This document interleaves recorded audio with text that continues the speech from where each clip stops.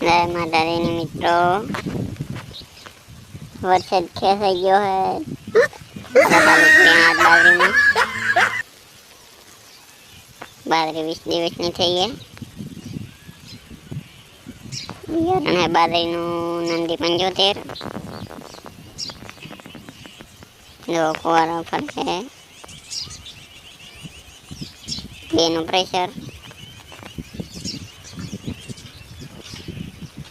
તમારે કઈ બાજરીનું બિયારણ હે કમેન્ટ કરજો. પ્યોર સોની ખાતર હે, કોઈ બીજું ખાતર નહીં નાખેલું, યુરિયા બીજું કોઈ.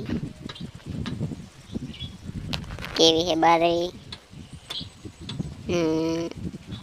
હા, મેં તો પૈને ટ્રેક્ટર ફસાઈ ગયું હે પાડોશીને.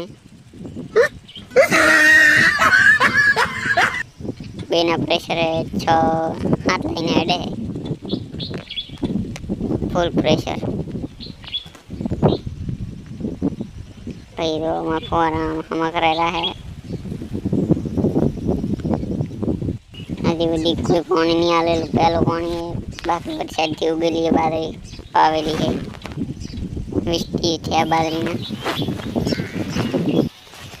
નેટકની કંપનીના ફવારા છે. ધુમ્મસમાં આપનું વરસાદ ઉપર આવેલો છે પણ આવતો નથી 2 દિવસથી. પાણી વાળી દીધું. આજે કેવો લાગ્યો વિડીયો કોમેન્ટ કરજો. જય માતાજી.